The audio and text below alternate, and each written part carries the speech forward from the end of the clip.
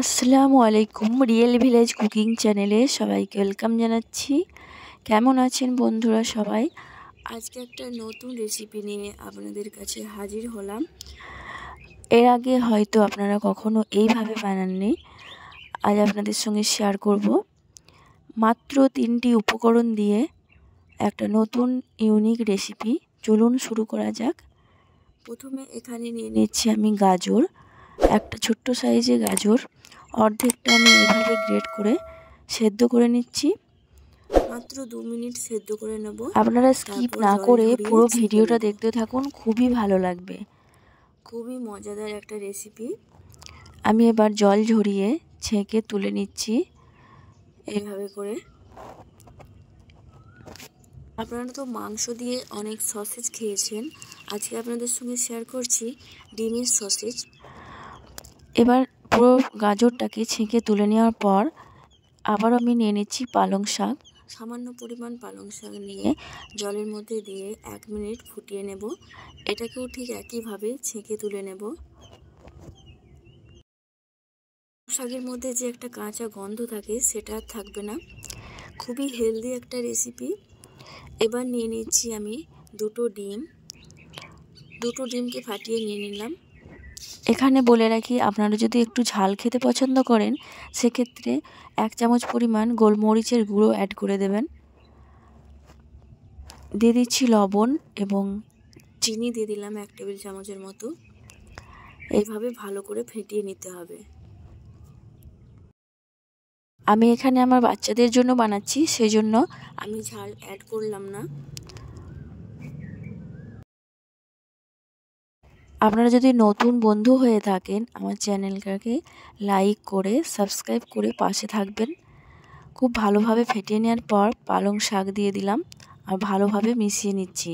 এবার দিয়ে দেব গাজর দিয়েও খুব ভালোভাবে এইভাবে করে মিশিয়ে নিতে হবে।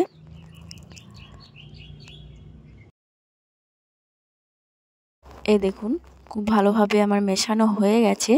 এবার আমি নিয়ে নিচ্ছি একটা গ্লাস, ঠিক এইরকম একটা গ্লাস নিয়ে নিচ্ছি। আমি কম করে বানিয়েছি, আপনার পরিমাণে বেশিও বানাতে পারেন, 4 থেকে 5টা ডিম দিয়েও বানাতে পারেন। আমি এখানে ঢেলে নিলাম।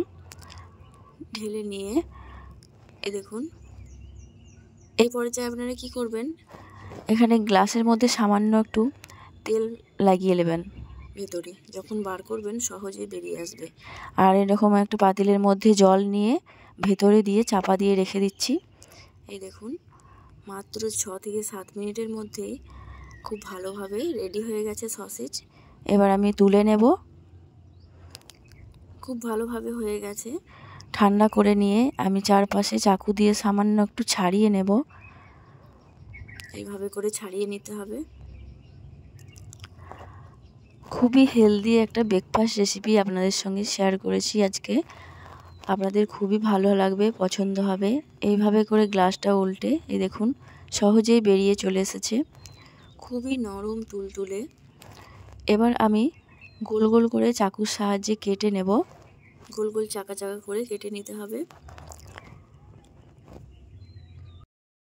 খুবই নরম তুলতুলে, দেখেই বুঝতে পারছেন কতটা নরম। এই দেখুন দেখতেও যেমন সুন্দর, খেতেও কিন্তু অসম্ভব টেস্টি। এবার এইভাবে করে চাকুর সাহায্যে গোল গোল করে কেটে নিচ্ছি।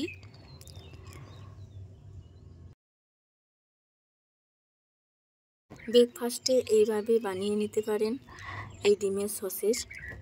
আপনারা তো চিকেন সসেজ অনেক খেয়েছেন, একবার এইভাবে ট্রাই করে দেখবেন। বাচ্চাদের টিফিনেও দিতে পারেন, বাচ্চারা তো খুবই পছন্দ করবে। বাচ্চারা যদি ভেজিটেবল পছন্দ না করে এইভাবে আপনারা বাচ্চাদেরকে দিতে পারেন। এই দেখুন এইভাবে করে আমি কেটে নিয়েছি। এইভাবে করে গোল গোল করে চাকা চাকা করে কেটে নিয়েছি।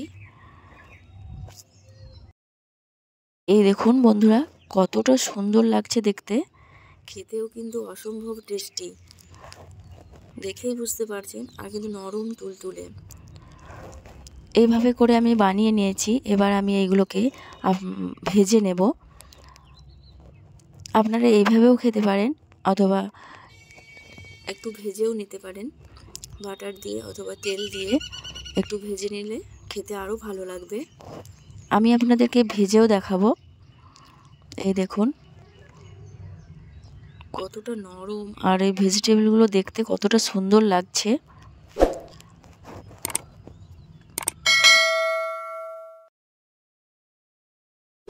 তাহলে ভেজে দেখাই। এখানে একটা ফ্রাই প্যান চাপিয়ে দিলাম, দিয়ে দিচ্ছি ভেজিটেবল অয়েল। আপনারা বাটার দিয়েও ভাজতে পারেন। অয়েল দিয়ে এবার আমি একে একে করে এই প্যানের মধ্যে দিয়ে দেব। সবকটা একে একে করে দিয়ে দেব। উল্টে পাল্টে মাত্র 2 মিনিট আমি ভেজে নেব। আমি গ্যাসের ফ্লেমটা মিডিয়ামে রেখেছি। মিডিয়ামে রেখে আমি ভালোভাবে ভেজে নেব। এগুলো ভাজতে কিন্তু বেশি টাইম লাগে না, মাত্র 2 মিনিটেই ভাজা হয়ে যায়।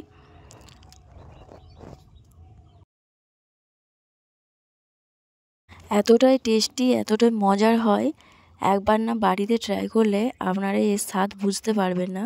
আপনারা একবার বাড়িতে ট্রাই করে দেখুন এইভাবে, একবার বানালে বারবার বানাতে ইচ্ছা করবে। এই হেলদি ব্রেকফাস্ট রেসিপি বাচ্চাদের তো খুবই পছন্দ হবে। বাড়িতে হঠাৎ কোনো গেস্ট এলে এইভাবে ব্রেকফাস্টে বানিয়ে দেবেন, খুবই প্রশংসা করবে।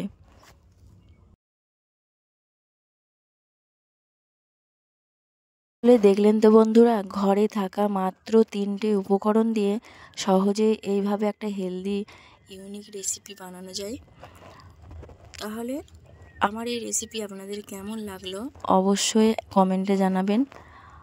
আর যারা নতুন হয়ে থাকেন, নতুন হলে চ্যানেলে একটা লাইক দেবেন এবং সাবস্ক্রাইব করে পাশে থাকার অনুরোধ রইল। আমি এইগুলোকে ভাজা হয়ে গেছে, একটা প্লেটের মধ্যে নিয়ে নিয়েছি। এই দেখুন, এবারে এইভাবে ভেজে খাবেন, দেখবেন খেতে এতটাই টেস্টি লাগবে যে একবার খেলে ভুলতে পারবেন না। বাড়িতে অবশ্যই একবার ট্রাই করে দেখবেন, আর কেমন হয়েছে কমেন্টে জানাবেন। এই দেখুন, তাহলে আজকের রেসিপি এখানেই শেষ করছি।